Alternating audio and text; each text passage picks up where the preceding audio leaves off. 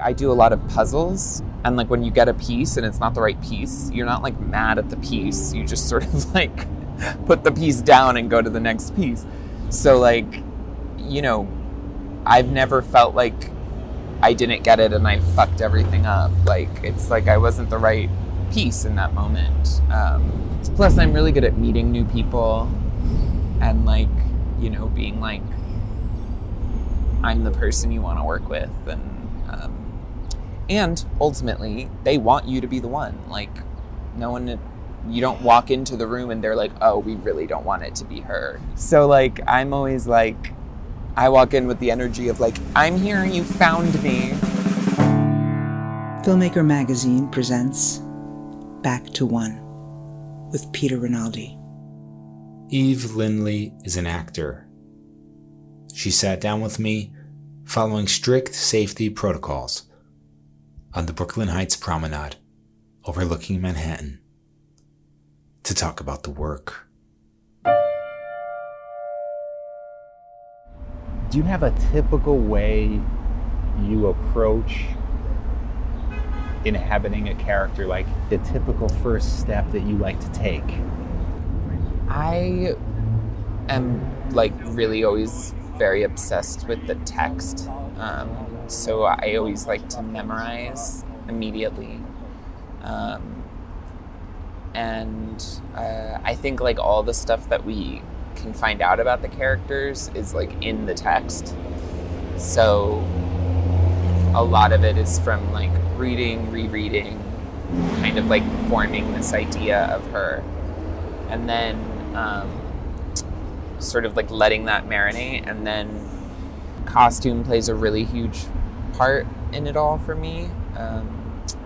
So then when I put that on and I start to like actually inhabit, that's kind of, I think, the moment when it like clicks, and then I get to set and I throw away everything that I thought and I like let whatever is gonna happen. This idea that everything is in the text, I want to believe that. I think that's true somehow. I mean, but do you mean that it's, as you keep reading and rereading, you're discovering things that might not be the actual words? I mean, I know that sounds weird, but right. like something else that don't make any sense because it's just words. Well, no, but I think you know what I mean. There's inferencing and there's like sort of like... Yeah. And somehow you're connected to the writer as you keep reading, right? Yeah. And you're connected to the intention behind the character, or like the overall, you know, because I know some people who are like, they like to sort of write down and keep a log of like what their character would order at a coffee shop or whatever. And it's like, to me, I can tell you that Simone would order a black coffee just because of the stuff that I found elsewhere in the script. Like, I don't think she ever actually orders one. Yeah. But like, you know, you just sort of like, I know her, so I figured her out. And so like, I think she would probably order a black coffee. That's interesting. Yeah, that's I don't have that like written anywhere, you know? And I just sort of... Yeah. Well, that is our cue that we are on the water. Yes. That is a tugboat. Barbara Streisand is standing on the front of it. Yes. She looks like she's singing something. Brooklyn Promenade. I really did not expect to hear a tugboat today.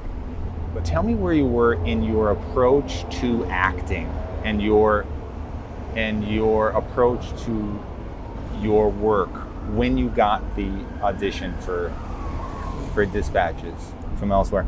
And where were you mentally in your attitude toward the business at that point? As far as my attitude towards the business, I wasn't like, didn't have a whole lot of hope or like promise. I was like doing a lot of guest stars and under fives and, you know, waitressing on TV and bartending on TV and like doing all these sort of like, you know, little side parts. It's another person to inhabit, but there's less text to learn about them with. Yeah. So there's a lot more imagination to it, I guess, or a lot more like inferencing or critical thinking or whatever you would call it. Yeah. But I was also doing a lot of like short films with my friends and sort of creating my own stuff. Or like working with people who were creating their own stuff who wanted to work with me. So I was sort of, I don't know, I think I had kind of like figured that would be the future, that I would be creating my own stuff. Because it didn't seem to really click when other people were creating it for me. Right. And so when auditions came your way, were you jumping on each one that came by? Yeah, I love to audition, which I guess is not the norm. Right.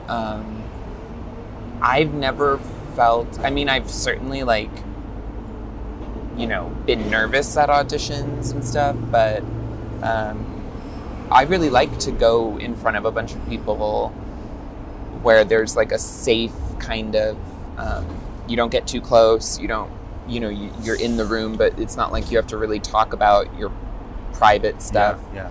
You just sort of go in front of them and show them what you can do. And the pressure is totally off because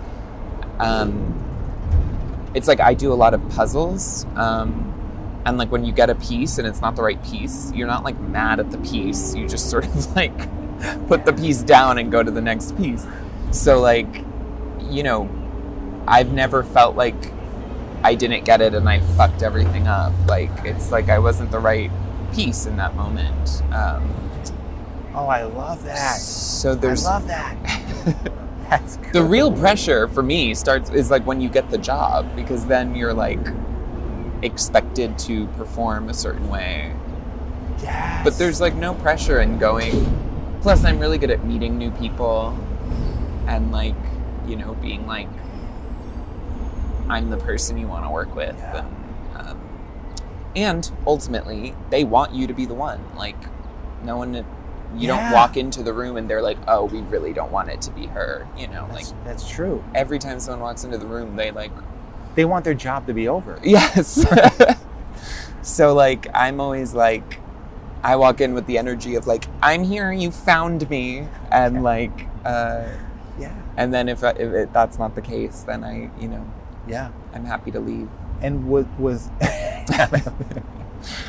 there anything different about the Dispatches audition? Did you just have that same positive attitude? Actually, at the initial audition without Jason, just at the casting office with Gail Keller, I had like a day job that day and I was late for it, and like they were calling me, but I really wanted to be at the audition.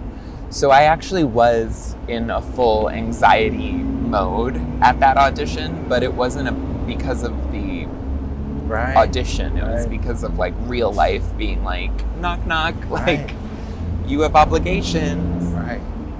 Sometimes that helps in a weird way, doesn't it? I think it did.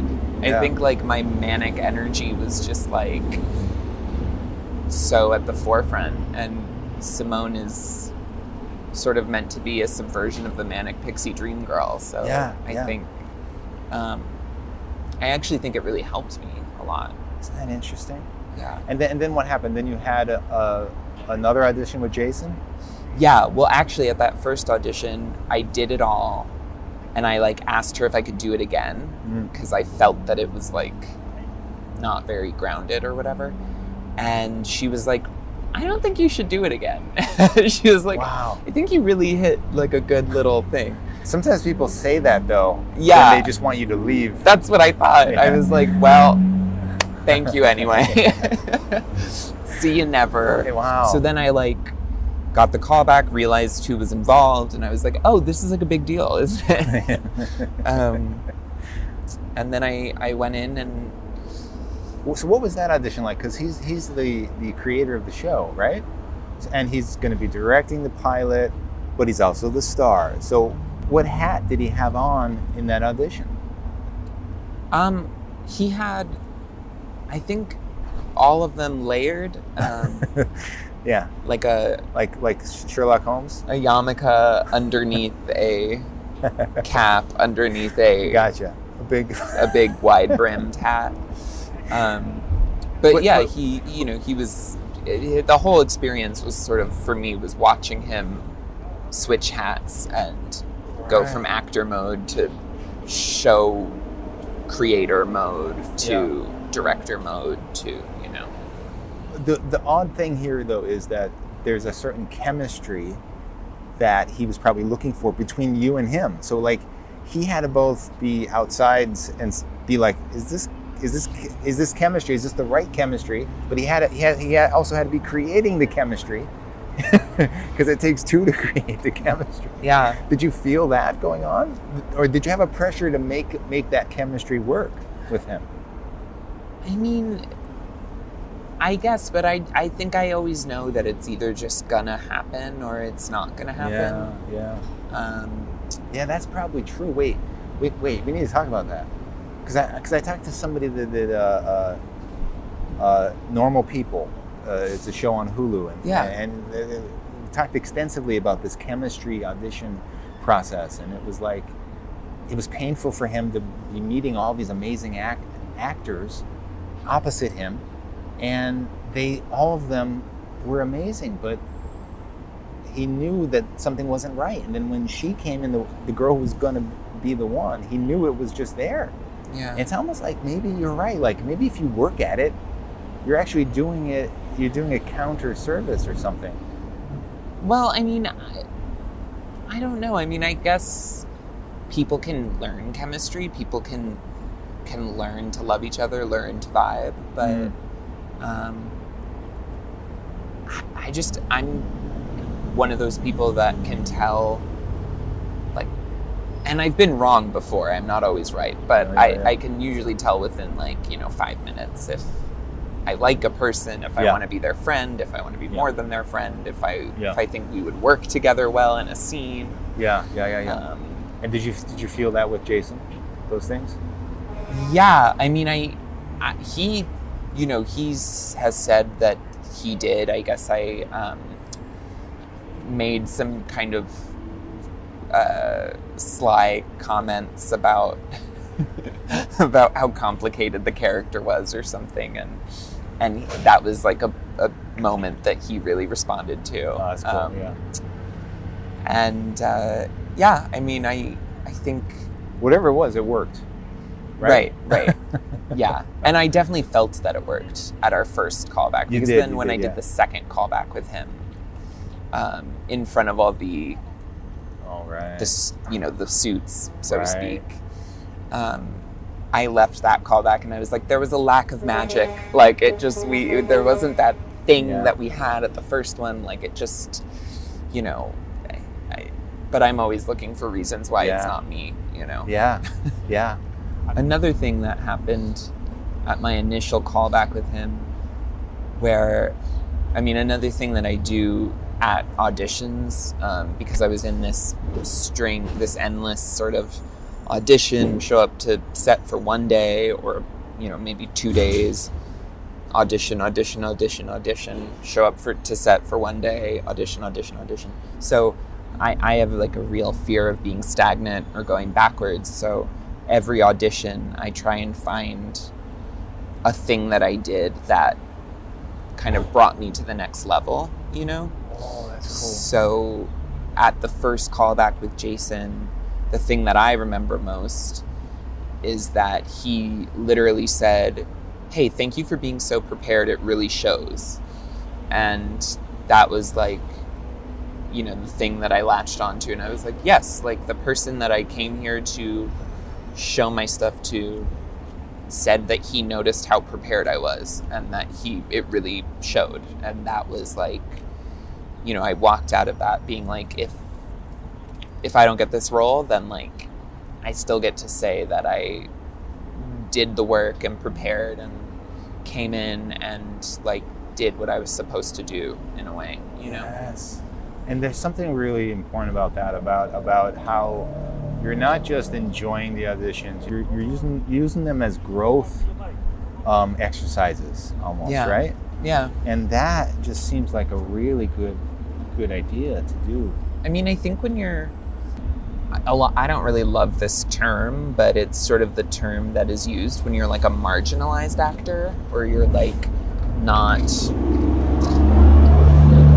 a cis white straight actor or actress. You know, auditions can be all you are doing. Right. So, and even if you are a straight white cis actor, right, auditions can be all you're doing. So like, you know, I just, like, I had to find a way to make the craft evolve by only doing auditions. Yes. You know, it's also because like unlike other arts, you don't get a lot of opportunities to actually do your art. Right. You know? Unless you, I mean, even like if you're a painter, you can kind of like go home and paint Yeah. one night. Yeah. If you're an actor, you really have to figure out a way to rally a bunch of people up Yeah. and make something. Yes. I think you have to like learn to love the auditioning, because so many people hate it so much. And I get why, because it's like you're going up in front of people saying like, am I good enough? Yeah. But you're not saying, am I good enough, as much as you're saying, am I the right fit? Yeah. With that being said, though, I have like gotten very far in an audition process and lost out and gone home and cried. You know, like I have done that. Yeah.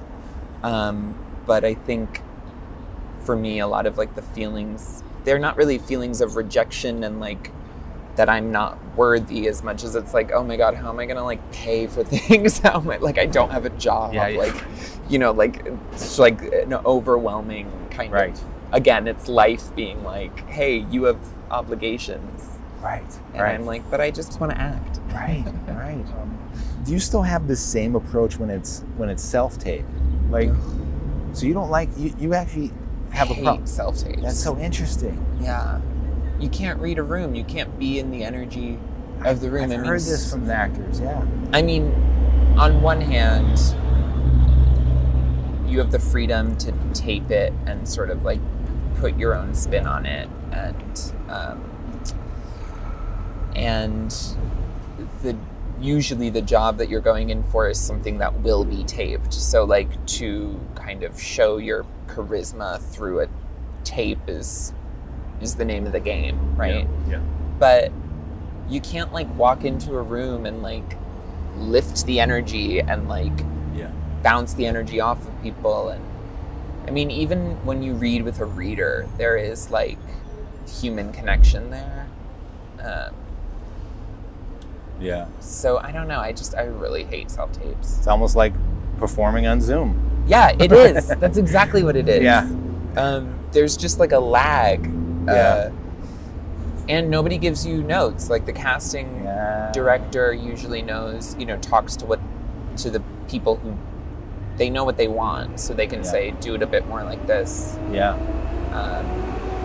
You're really out in a lifeboat all on your own when you do a self-tape. Yeah. And I have taken risks with self-tapes. I have like put like a score underneath it. I've done like set dressing. I've done like full makeup and full costume. And, you know, I've like, my self-tapes run the gambit. There's cinematography and like...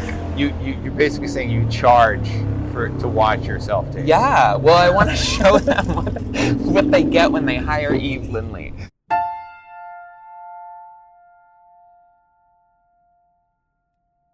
Something I was curious about, you said somewhere that when you had the role of Simone for Dispatches and you were meeting with Jason, you had all these questions for him about the costumes that we're going to be in, and you made it sound like it wasn't just your costumes, but all of the costumes overall, and the music, you said, you know. So I was just curious. I haven't heard that before, like those kind of questions. So it was mainly like you wanted to find out what, like the tone of this of this series, or was it just like some other kind of aesthetic thing that you were trying to figure out that was going on in his mind? But anyway, the real question is, how was all that helpful for you as an actor? Or was it just curiosity of you as an artist, you know? First of all, I had never been privileged enough in my, you know, relatively short career to go out for a meal with the creator of a project that I was doing. Unless it was like my friend had written a script and we were doing it, you know? And so, I don't know, I think I just sort of took advantage of that and was like, what is the vibe? What is the look of the show? And the, you know, the music is another huge part of character for me. Wait, what does that mean? Like, does that mean... Not just the music in the piece, Yeah. but like I'll make like a playlist for every character that I cool. play. Okay, yeah. Songs that you think the character would like, or songs that help you get into the character? Kind of a combination of both. Sometimes it's like these songs make me feel like her or help me to find her. Sometimes it's like this is the stuff she listens to. For Simone, it was mostly like not the stuff that I thought she would be listening to, but the stuff that I thought kind of made up her vibe, you know? So like a lot of like chaotic rock and roll.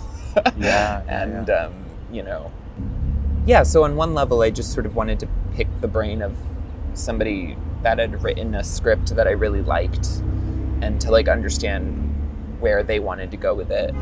And also, like, I want to be in this industry in any way that I can, and I kind of think that one day, you know, I'll be doing stuff back behind the camera. So to be able to talk to someone like Jason, who really, I think, seamlessly in his career has like been in front and behind the camera so often, it just felt like an opportunity to sort of pick his brain.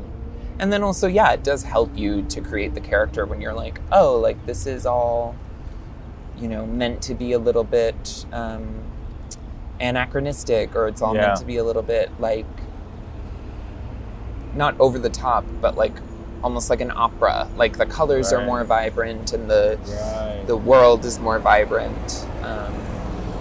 Right, like if he said it's going to be wall-to-wall organ music. Right. You'd be like, oh wow, all right. Yeah. Then let me adjust. I really missed some things there, but okay, I'm willing to work with that. And he was cool with that. He was like, he liked that curiosity from you. I mean, he didn't make me think that he didn't. Yeah, that's, you know, yeah. He answered everything. Yeah. I mean, this actually was something that happened, like in that initial meeting. I asked him, like, how the show was going to end and how the story was going to end. And then, like, I, like, got to set and was, like, talking to people who didn't know what the ending of the show was going to be. And I was like, oh, no, it ends, like this. And they were like, what? Like, and I was like, did you not ask? Did you not inquire? Wow. And they were like, no. And I was like, oh, well, I guess I'm the only one who did that then. Like, you know, I'm a nosy kid, so it's funny. Like they might not have even thought that they could ask. You know what I mean? Like there's some people that just assume that to not ask. Yeah, something, right? I guess I don't know. This is another thing that I've been grappling with a lot. Is like the nerves of being around, you know, major players in the industry and all of that. And I definitely get them in the moments leading up to being around them. But then you like meet, you know, like I met Sally and almost immediately was like, oh, this is fine. Yeah. Like she's not like this, you know, Norma Desmond, like, you know, nuts actress, like she's Sally. She's like a cool person to work with. Yeah. They also always say, to young people in the industry, ask a lot of questions. Yeah. So like, yeah, but I guess not everyone listens. that's right. That's right. And really what they mean is like, ask questions when it's convenient for me to answer them, because I've also asked questions when it was not the right time. Yeah. And realized that it wasn't the right time. And, you know. That could be bad, I guess. Yeah. A scene I want to talk about is in the second episode called Simone. And it's for some reason, like, sometimes I put myself in the place of an actor, and I'm like, this would make me very, very nervous to perform. And it's almost always when there's a lot of extras. The scene where you have to like have the bullhorn and you're saying stuff, it's a very intimate kind of moment that you're talking to Jason's character, and there's all these extras around. For some reason, I can imagine myself like going toe to toe with a major movie star in a scene, easier than what you had to do in that thing. I don't know why. It's like all of these extras are like, they're very opinionated actors. Yeah. Being in this pen all day, and then they come out. And it was so hot too. Well, just tell me about this, how you approached having to do that. We were really lucky because we had fabulous extras, most of which were Philly locals, and the reason why I think we were so lucky is because so much of the story was like, this is a game that is happening to a certain amount of people. So extras came with us from Blue Paddle Night to the protest to the shareholders meeting. Like we, you know, I grew to know some of these extras. So it wasn't like every time a new group of people. With that being said, I still would get stressed in front of them. That scene wasn't quite as hard, and I think that's because it was earlier in the run, and so I was still like geared up and just like galvanized and super ready to do it. But there was something in episode 7 or 8 where we're at the wrap party, and I'm talking to a bartender and taking shots. And that was one time where like, you know, we were like, I think like 9 takes in to this like single take, this single shot, and all the extras are like pretending like they're having a party, and I'm like unable to figure out which shot glass to do and when to say the line, and it's late at night and everybody wants to go home, and I was just like, I'm so sorry everybody, like I can't do things properly, so my bad, we're all gonna be here for another hour.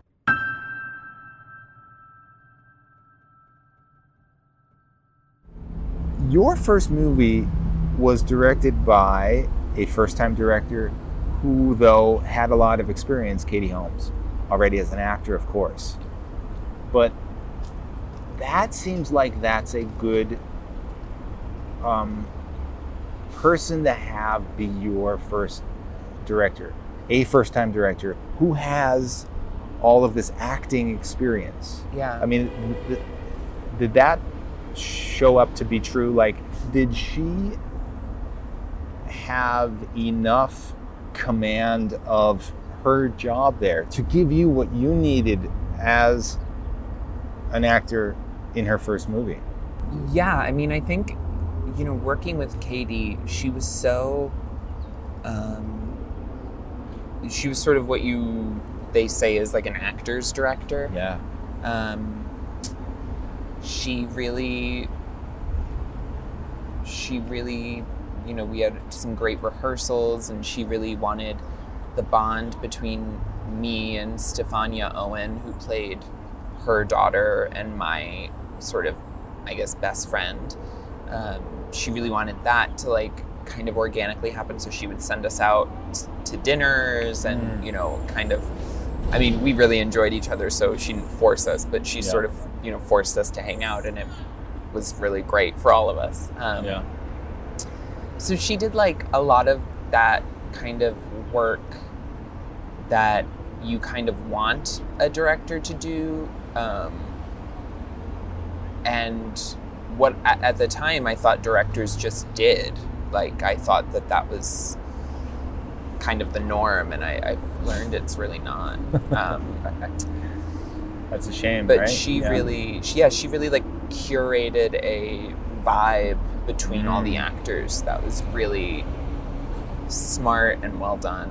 And even like between her and I, something that's interesting is like our characters didn't like each other for a large part of the movie, and she really expertly like allowed me to like her as a director, and then also like feel that she didn't like do anything to make me not like her, but you know, like it was just interesting because she found some way to help you not like her. That's so weird. It sounds right? like she was awful to me. No, she just like, I remember after the experience was over being like, oh, some of those things I was feeling was kind of part of the method of it all. Yeah. And that just comes from her experience as an actor, knowing what she would need if she was in that position that you were in, kind of, I guess, right? From a director. Yeah, I think. Or from the opposite actor. I think definitely, yeah. So then, having your first director be an actor is both probably great and probably setting you up for a lot of disappointment. No, it's really great. You know, I think you feel really taken care of. And the thing I remember so much about that experience was that I felt like really supported by a lot of women, because it was mostly a story about women, and it was directed by a woman, and our major producer was a woman, and you know, makeup, hair, costume, all women. And it was just really a special experience. Sort of like by women, for women, about women, you know? And that was like a really, I think, unique experience, and one that I hope more young female actors can go through. So you've been called like a breakthrough star from this Dispatches from Elsewhere. Really? But yes, a number of times. Wait, are you surprised by this? No, I mean, sorry, I was. But my thing is like, how weird is that all to have happened? Accolades and things like this during this really weird time, entirely strange time where we're in lockdown, and when nothing is normal about anything. Like, you've been doing some interviews, but it's been like in this weird way. There probably wasn't a real premiere even, was there? Or something like that? Was it? No, I mean, we aired March 1st, so literally 2 weeks before we got put into lockdown. And I don't know. I mean, I don't read reviews. I don't look into how so healthy things are going, you know. I hear through the grapevine, like from my dad. He actually just sent me, I'm a clue on a crossword puzzle, which is like really cool. That is amazing. But you know, like I'll hear things like that. That'll be cool. But I truly have no idea how the show is doing. I mean, when we were airing, I was going on Twitter, which was something Jason got me into, to see like the immediate response. And that was really positive and really good.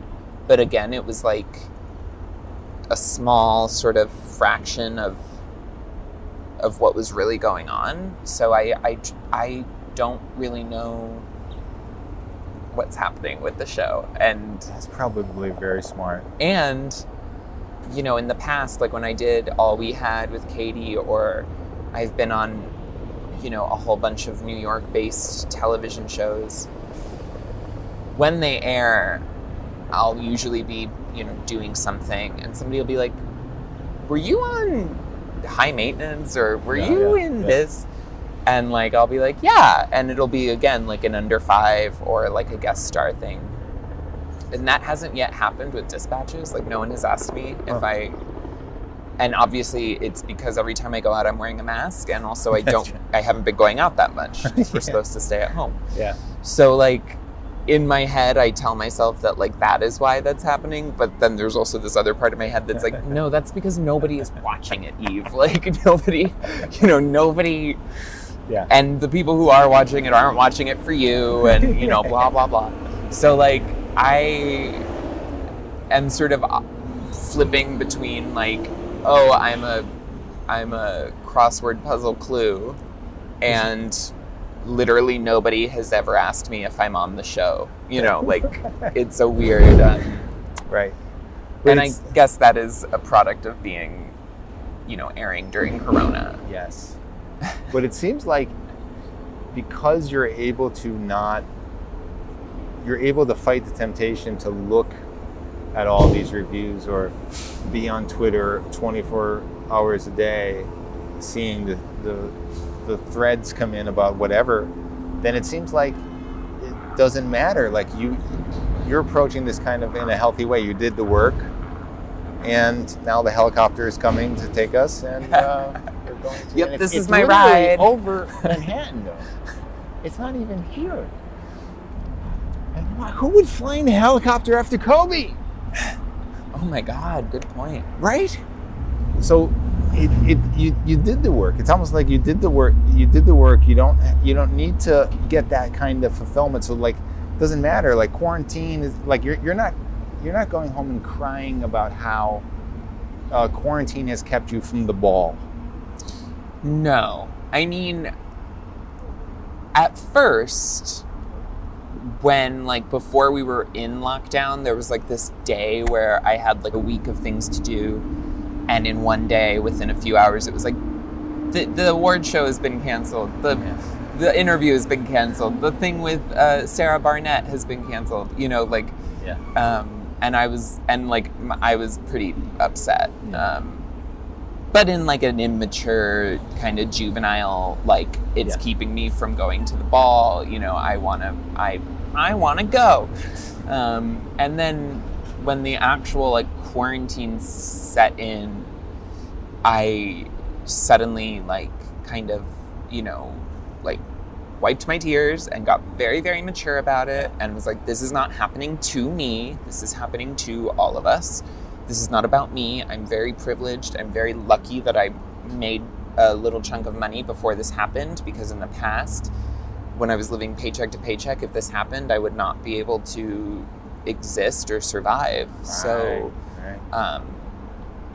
the timing of it actually was really perfect in that way. Like, I was able to stay on my own and quarantine. And it made me very grateful for where I was in my life, and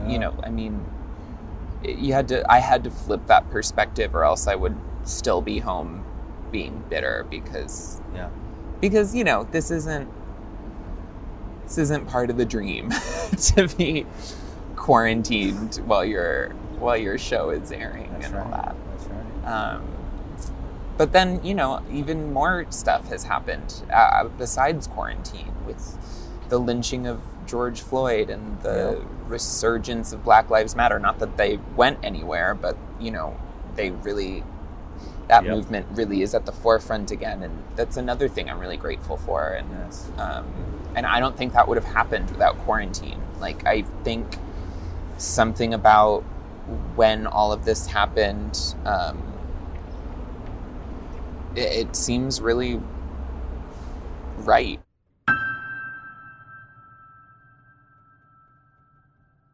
We are overlooking Manhattan now. Beautiful view of Manhattan, beautiful view of Lower Manhattan, a beautiful view of the Brooklyn Bridge. When you look at that city, actually, before I ask you this. I'm going to tell you what I think and then what I would have thought when I was your age if somebody asked me this. Right now, when I look at that city, it's sad to me. It's all like, it's regret. It's all like the past, like things that I used to think of New York. What that bridge used to mean to me, like in movies, and then coming here, and then like hope. But the hope is not for the future. It's like I think of the hope I had when I was your age, you know, and so it's. But at the same time, I do love, like, there's something about possibilities that I see when I look over there. And that, maybe that's hope. I mean, I can't identify it as hope, but there is still possibilities. Like, I'm gonna ride my bike over that bridge in a little while. I'm gonna go into, you know, and what's gonna happen? You know, like, that doesn't scare me, and it doesn't make me depressed. But taking it all in kind of does, and kind of makes me think about my past. What's in your heart when you look over there? I think it's mostly a lot of pain and a lot of like missteps. Things that I thought were right that ended up not being right. And similarly, like, you know, I'm somebody who tried to get to New York from like the age of 10, you know, like it was always my agenda. It was where I was going to move. It was where I was going to live. It was what I wanted to do. I wanted any teeny, shitty shoebox apartment. I loved the like romance of kind of like squatting, you know, like of just living in a shitty little thing, in an artist's garret or, you know, whatever.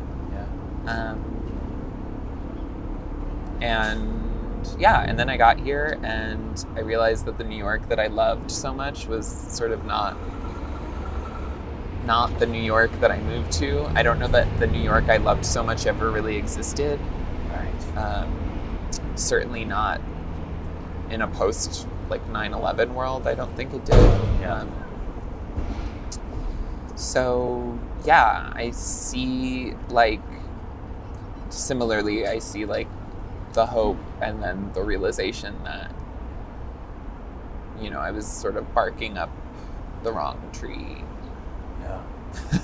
Yeah. But now that you have reached like a few milestones with your work, I never had anything that could be considered any kind of like artistic success.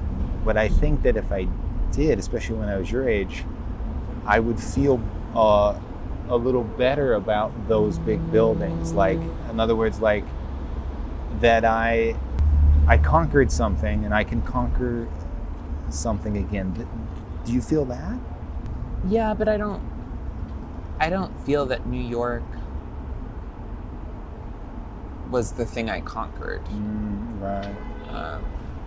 You know, I've been here almost a decade. You know, for the last 5 years, I've been able to work, which has been really great. But I don't know, my like New York life, my work life, I love it. It's great. My New York life. Interesting. Are you going to stay here? I'm not sure. Yeah. When I was living in Philly shooting this, that was sort of the thing on my mind, was like, do I move to LA? Do I move to LA? And then I felt like through the experience of sort of working on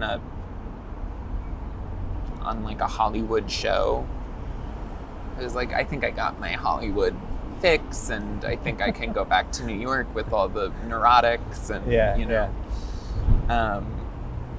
And then I got back here and I really loved it. And then quarantine happened and I was like, I don't really want to be stuck in the house here in New York.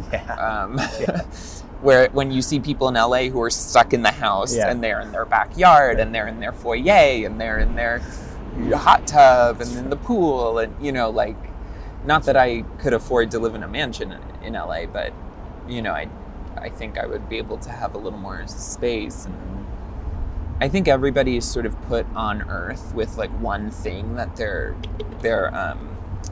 meant to figure out or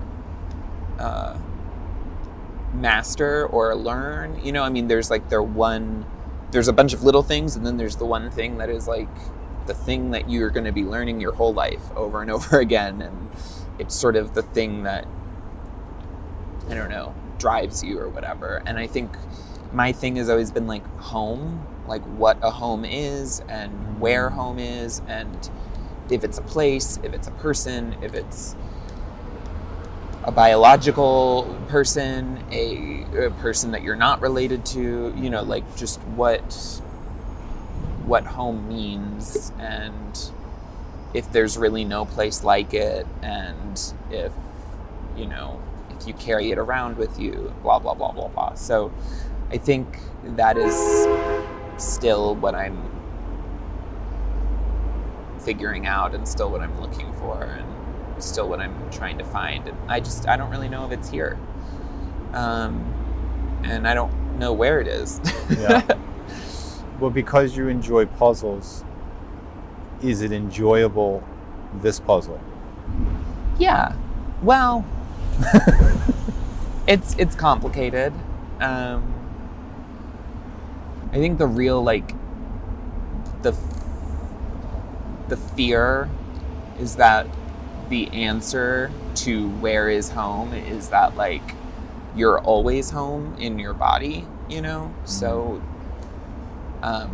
if that's the answer to that question, then I'm sort of like looking for something that is not findable. So if that's the case, then I'm sort of wasting time.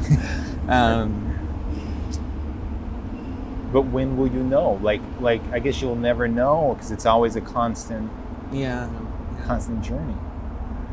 Yeah, I don't know. Do you know, on my way over here, I was listening to a song, and I really enjoy this album. It's from a band that I don't even think they even recorded it on a label. They just recorded it in their studio, and like I bought it at some venue after I saw them live, and it's become one of my favorite albums. But for some reason, when I was on my way over here, I thought about when I first heard that song, and it was at that venue, and it was something I did not want to go to. My roommate asked me to take her boyfriend there just to like take him out. It was something I didn't want to do. I almost said no, and I just thought if I didn't do that, I would never have heard this. Like this song would never be, this whole album would never be in my life. And then I realized there's two other bands that I love, and they almost have the exact same story. Like I would not have, like, I waited a little bit longer after another band played, saw this other band, and that's one of my favorite bands. Again, somebody nobody knows. And then, luckily I was distracted because it was getting a little freaky, like thinking about how many different things have I just barely done, and that changed my life, kind of. Like I barely attended this event. Even my wife, I barely attended the thing where I met her. I would have never met her, right? I mean, I guess this is just life. But it made me think, like, all of the things what about all the things I said no to? Right. What would I have discovered there? Like, does any of that make sense to you? And do you Absolutely. Do you panic about anything like this? Or do you, especially during lockdown now, like thinking about stuff like this, about what we're missing? Are you going to, when we're actually up and running, are you going to change your approach to life. Like I'm thinking about this now. Like I'm thinking about like, man, I want to be the guy that says yes now to things again. I want to. You know, I was sort of like a homebody beforehand. Yeah, I was me sort too. of happy to be alone beforehand, and throughout quarantine I've still been like happy to be alone and happy to like work in my studio and just sort of like be on my own. But yeah, it's definitely made me like realize that I want company. You know? Yeah. And I want a home that is bigger than just me, you know, and Yeah. I don't know. I think I see a lot of people wanting to change and like wanting to be deeply affected by COVID and quarantine, and the whole slew of other things happening. And I hope that we all are, but I don't know how, you know, I don't know how realistic it is to think that we're all gonna really change after this. I know. Well, now that I've discovered you, I'm excited about what you're going to do. You have a new follower in me. Eve Lindley, thank you for Thank you this so time. much for meeting me. A real pleasure.